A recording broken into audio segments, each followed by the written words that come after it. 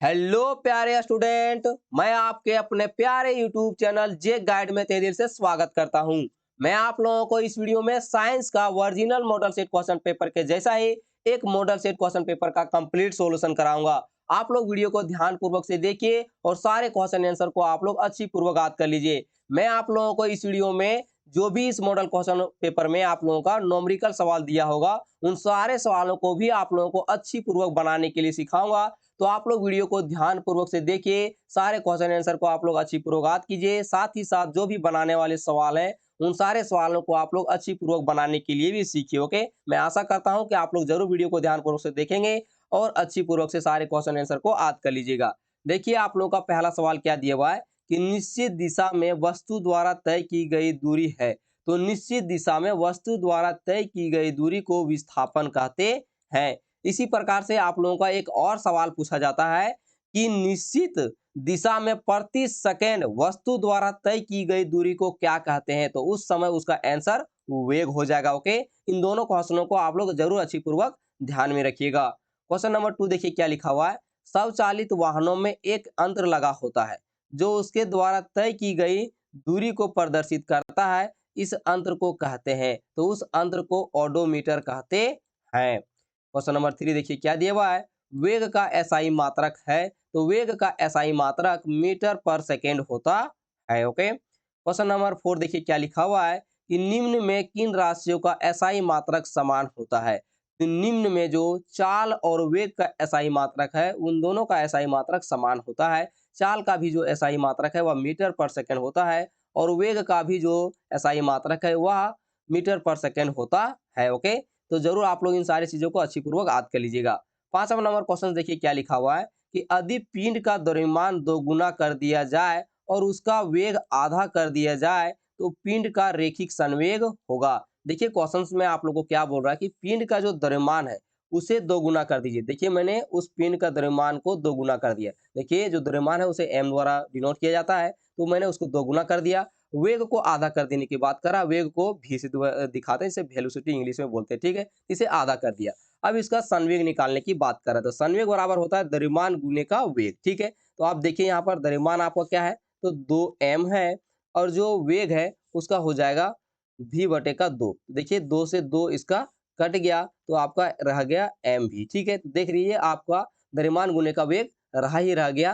तो समझ जाइए कि इसका आंसर ऑप्शन नंबर 2 सही हो जाएगा कि वेग ही रहेगा। अगर आप लोग को वीडियो इंटरेस्टिंग लग रही होगी तो जरूर वीडियो को लाइक कर दीजिएगा। साथ ही साथ आप लोग चैनल को जरूर सब्सक्राइब कर लीजिएगा। आप लोग सब्सक्राइब करते हैं तो मुझे मोटिवेशन मिलती है आप लोग को पढ़ाने का, तब मैं आप लोगों के लिए समय निकालता हूँ। नहीं तो मैं ऑफलाइन बैचेज में ही बिजी रह जाता हूँ। ओके, तो आप लोग जरूर इस प्रकार से आप लोग जो है मुझे मोटिवेट कीजिए ताकि मैं आप लोगों को अच्छी पूर्वक से सभी विषयों का और अच्छा तरीके से तैयारी करवा सकूँ। ओके, क्वेश्चन नंबर 6 देखिए क्या लिखा हुआ है।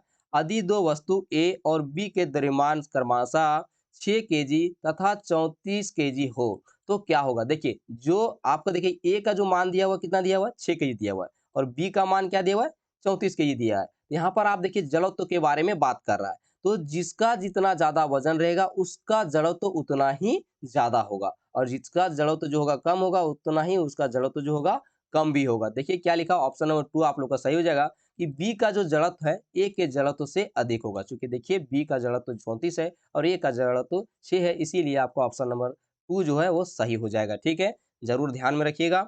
अगला क्वेश्चन देखिए आप लोगों को क्या दिया हुआ है कि न्यूटन गति के किस नियम को जड़त्व का नियम भी कहा जाता है। तो न्यूटन के कौन से गति को जड़त्व का नियम कहते हैं। तो ऑप्शन नंबर 1 आपका सही हो जाएगा कि न्यूटन का गति का प्रथम नियम को ही जड़त्व का नियम कहते हैं।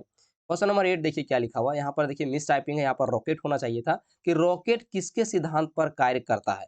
तो रॉकेट जो है संवेग संरक्षण के सिद्धांत पर कार्य करता है। क्वेश्चन नंबर आप देखिए 9 क्या लिखा हुआ है कि 60 केजी द्रव्यमान के किसी मनुष्य का भार चंद्रमा पर क्या होगा। तो एक आदमी अगर 60 केजी का पृथ्वी पर है तो चंद्रमा पर जाकर के उसका वजन कितना हो जाएगा। अगर आप लोगों को सिर्फ अगर केजी में पूछता तो आप लोगों को क्या करते कि 1/6 भागवा वहां पर हो जाता है, तो सिर्फ 60 का गुना 1/6 कर देते तो आप लोग का आंसर जो है वह 10 केजी आ जाता अगर केजी में पूछता तब। लेकिन यहाँ पर देखिए आप लोग को जवाब पूछा है वह आप लोग को न्यूटन में पूछा है। तो ध्यान दीजिएगा कि आप लोग जब चंद्रमा का भार जो है तो उसका जो द्रव्यमान हो जाएगा, द्रव्यमान तो द्रव्यमान ही रहेगा, लेकिन पृथ्वी का त्वरण जिसे ग्रेविटेशनल फील्ड आप यहाँ पर इसको डिनोट कर सकते हैं। तो देखिए आपका क्या हो जाएगा, तो यहाँ पर अगर आप ध्यान दीजिएगा तो द्रव्यमान तो 60 केजी है। अब पृथ्वी का आप यहाँ पर देखिए जी का मान क्या होता है कि 9.8 होता है, लेकिन यहाँ पर आप लोग को 10 लेने के लिए बोल रहा है। तो आप यहाँ पर क्या करेंगे, 10 बटे का 6 ले लेंगे, तो 6 से आप जिसे भागा लगाइएगा तो 10 आ जाएगा। अब 10 को 10 से गुना कीजिएगा तो 100 न्यूटन आपका आंसर यहाँ पर आ जाएगा। ठीक है, तो जरूर इस तरह से आप लोग बनाने के लिए प्रयास कीजिएगा। घर में भी जो भी क्वेश्चन मिलता है उसे जरूर प्रैक्टिस कीजिए। कुछ ना कुछ क्वेश्चन आप लोगों को फाइनल एग्जाम में बनाने के लिए भी दे देगा। ओके, देखिए यहाँ पर आप लोगों को क्वेश्चन नंबर तो मिस हो गया है, लेकिन मैं आप लोग को यहाँ पर जो है 16 नंबर बता रहा हूँ। शायद मैंने पीडीएफ के टाइम में ही मिस आउट कर दिया इसको। कोई बात नहीं, आप लोग वीडियो को ध्यानपूर्वक से देखिए। क्वेश्चन नंबर जो है 16 क्या दिया हुआ है कि निम्नलिखित में से किसे सबसे अधिक संपीड़ित किया जा सकता है। तो इनमें से जो है किसे संपीड़ित किया जाता है सबसे अधिक, तो ऑप्शन नंबर 3 आपका सही हो जाएगा। हाइड्रोजन गैस को जो है सबसे अधिक संपीड़ित किया जा सकता है। क्वेश्चन नंबर 17 देखिए क्या लिखा हुआ है, निम्नलिखित में से कौन यौगिक का उदाहरण है। तो इनमें से जो आप लोगों का जल है वह यौगिक का उदाहरण है। क्वेश्चन नंबर 18 देखिए क्या लिखा हुआ है, पीतल किस किस धातु का मिश्रण है। तो पीतल जो है जिंक और तांबा का जो है ये मिश्र धातु, यानी जिंक और कॉपर का मिश्र धातु है। ऑप्शन नंबर 1 आपका सही हो जाएगा। ध्यान दीजिएगा, इसको याद करने का मैं आपको ट्रिक बता देता हूँ। देखिए, पी से पीतल हो जाएगा, ता से तांबा हो जाएगा, और ला से जो हो जाएगा इसका देखिए पीतल, पीताजी ऐसे होता है। पीतल का जब भी आप लोग को बात करेगा तो इस तरह से आप रखिएगा, पीतल को आप इसे पिताजी के जैसा आप इसे जो है कंसीडर कीजिएगा, पिताजी के जैसा। ठीक है, तो देखिएगा पी से पीतल हो जाएगा, ता से तांबा हो जाएगा, जा से जस्ता हो जाएगा। ठीक है, इस प्रकार से आप इसे याद रखिएगा। क्वेश्चन नंबर 19 देखिए क्या लिखा है, निम्नलिखित में कौन रासायनिक परिवर्तन का उदाहरण है। तो निम्नलिखित में जो रासायनिक परिवर्तन का उदाहरण है ऑप्शन नंबर 2 सही हो जाएगा।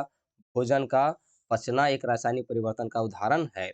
क्वेश्चन नंबर 20 देखिए क्या लिखा हुआ है, सल्फ्यूरिक अम्ल का रासायनिक सूत्र है। तो सल्फ्यूरिक अम्ल का रासायनिक सूत्र H2SO4 है। ओके, ध्यान रखेंगे।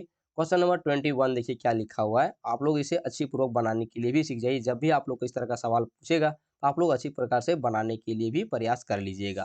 क्या लिखा हुआ है, 36 ग्राम जल में जल के कितने मोल मौजूद है। तो 36 ग्राम जल की बात कर रहे हैं। सबसे पहले जल की मात्रा कितना, 36 ग्राम लिखेंगे। जल का अनुभार क्या होता है, सबसे पहले जल का आप फॉर्मूला लिख लीजिए, तो H2O होता है। अब देखिएगा हाइड्रोजन का जो परमाणु द्रव्यमान होता है 1 होता है। अब यहाँ पर तो हाइड्रोजनों की बात कर रहा है तो आप इसे 2 से गुना कर दीजिए। प्लस आप देखिए ऑक्सीजन है, तो ऑक्सीजन का परमाणु संख्या 8 होता है, इसका परमाणु द्रव्यमान 16 होता है, तो 16 जोड़ दीजिए। तो आप देखेंगे कि 2 को 1 से गुना करेंगे 2 हो जाएगा, और 16 को ऐड कर दीजिएगा तो 18 हो जाएगा। ठीक है, आगे देखिए उसी तरह से आपको मोलों की संख्या जब निकालने की बात करेगा, तो मोल की जो जल की जो मात्रा होगी या किसी की भी मात्रा होगी उस मात्रा को लिखेंगे, बटे में जल का अनुभार दे दीजिएगा, भागा लगाइएगा तो आपका 2 आंसर आ जाएगा। ऑप्शन नंबर 2 आपका सही हो जाएगा। ठीक है, अब उसी प्रकार से देखिए 22 नंबर क्वेश्चन से आप लोग को फिर से पूछा है कि H2 मोलर द्रव्यमान क्या है। तो यहाँ पर ध्यान दीजिए कि C2, तब कार्बन का क्या होता है, कार्बन का अगर ध्यान दीजिएगा परमाणु द्रव्यमान 2 होता है, गुने का 2 हो जाएगा। और हाइड्रोजन का क्या होता है, 1 होता है, गुने का 2 हो जाएगा। तो देखिए यहाँ पर 12 दूने का 24 और 2 एकम 2, ये जुड़ के कितना हो गया, 26 हो गया। तो इसका मोलर द्रव्यमान कितना हो जाएगा, 26 हो जाएगा। ठीक है, अगर आप लोग अभी तक वीडियो देखे हैं और अगर चैनल को सब्सक्राइब नहीं किए होंगे तो आप लोग जरूर सब्सक्राइब कर दीजिएगा। ठीक है, क्वेश्चन नंबर 23 देखिए क्या लिखा हुआ है, इलेक्ट्रॉन की खोज किसने की। तो इलेक्ट्रॉन की जो खोज किए हुए थे जे थॉमसन जी ने किए हुए थे। क्वेश्चन नंबर 24 में देखिए क्या लिखा हुआ है कि एक तत्व में इलेक्ट्रॉन 11 इलेक्ट्रॉन है और 12 न्यूट्रॉन है, तो इसके परमाणु संख्या कितनी है। तो इसका परमाणु संख्या कितना हो जाएगा, 11 हो जाएगा। ठीक है, चूंकि जो इलेक्ट्रॉन होते हैं वो नीचे होते हैं और जो न्यूट्रॉन होते हैं वो ऊपर में होता है। अगर परमाणु द्रव्यमान पूछता तो इन दोनों को ऐड कर देते तो 23 आपका आंसर हो जाता है। ठीक है, ध्यान दीजिएगा, यहाँ पर परमाणु संख्या पूछा था। क्वेश्चन नंबर 25 देखिए क्या लिखा हुआ है, किसी तत्व के समान समस्थानिक में निम्नलिखित में से कौन परमाणु का समान नहीं होंगे। तो आपका ऑप्शन नंबर 3 सही हो जाएगा, न्यूट्रॉन जो है समान नहीं होंगे। क्वेश्चन नंबर 25, लाइसोसोम का निर्माण कौन करता है। तो लाइसोसोम का जो निर्माण है वह गॉल्जी उपकरण करता है। क्वेश्चन नंबर देखिए आपका 27 क्या दिया हुआ है, कोशिका झिल्ली के आर पार पदार्थों का आना जाना किस प्रक्रिया के द्वारा होता है। तो उस प्रक्रिया को विसरण कहते हैं। क्वेश्चन नंबर 28, पौधे के शीर्ष पर कौन सा उत्तक पाया जाता है। तो पौधे के शीर्ष पर विभेदक युतक पाया जाता है। क्वेश्चन नंबर 29, निम्नलिखित में से कौन सा कोशिक जीव का उदाहरण है? तो इनमें से जो आपका ऑप्शन नंबर 3 सही हो जाएगा। अमीबा जो है एक कोशिक के जीव का उदाहरण है। क्वेश्चन नंबर 30, जीवाणु निम्नलिखित में से कौन कौन वर्ग में आते हैं? तो जीवाणु जो है इनमें से जो आपका ऑप्शन नंबर 2 सही हो जाएगा, मोनेरा के वर्ग में आते हैं। क्वेश्चन नंबर 31, पादप वर्ग का उभयचर किसे कहते हैं?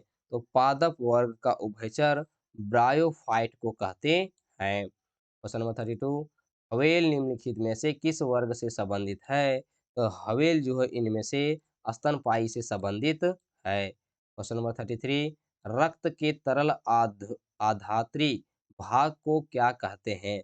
तो उस भाग को जो है प्लाज्मा कहते हैं। क्वेश्चन नंबर 34, जीवों के वर्गीकरण का सर्वाधिक मूलभूत लक्षण को क्या हो सकता है? तो उनका लक्षण क्या हो सकता है? तो ऑप्शन नंबर 3 सही हो जाएगा। उसका कोशिका संरचना जो है उसकी सर्वाधिक मूलभूत लक्षण का वर्गीकरण हो सकता है। क्वेश्चन नंबर आप 35 देखिए क्या लिखा हुआ है? श्वेत क्रांति किससे संबंधित है? तो श्वेत क्रांति जो है दूध से संबंधित है। क्वेश्चन नंबर 36, निम्नलिखित में कौन रबी फसल का उदाहरण है? तो इनमें से जो है आपका ऑप्शन नंबर 4 सही हो जाएगा। चना जो है रबी फसल का उदाहरण है। क्वेश्चन नंबर 37, निम्नलिखित में कौन असंक्रामक रोग है? तो इनमें से ऑप्शन नंबर 2 सही हो जाएगा। रतौंधी जो है असंक्रामक रोग है। क्वेश्चन नंबर 38, निम्नलिखित में से कौन दीर्घकालिक रोग का उदाहरण है? तो इनमें से ऑप्शन नंबर 4 आपका सही हो जाएगा। मधुमेह जो है एक ऐसा रोग है जो कि दीर्घकालिक रोग है। क्वेश्चन नंबर 39, वैश्विक ऊष्मन के लिए कौन गैस उत्तरदायी है? तो वैश्विक ऊष्मन के लिए आपका ऑप्शन नंबर 1 सही हो जाएगा। कार्बन डाइऑक्साइड जो है उत्तरदायी है। क्वेश्चन नंबर 40, जल प्रदूषण से निम्नलिखित में कौन सा प्रभाव नहीं होगा? तो जल प्रदूषण में निम्नलिखित में से आपका ऑप्शन नंबर 4 जो है वो बीमारी नहीं होगा या वो प्रभाव नहीं होगा। फेफड़े संबंधी रोग जो है जल के प्रदूषण से नहीं होगा। ओके, अगर वीडियो पसंद आया हो तो अपने दोस्तों में भी जरूर शेयर कर दीजिएगा। साथ ही साथ वीडियो को लाइक कर दीजिएगा, चैनल को सब्सक्राइब जरूर कर दीजिएगा। मिलते हैं नेक्स्ट वीडियो में।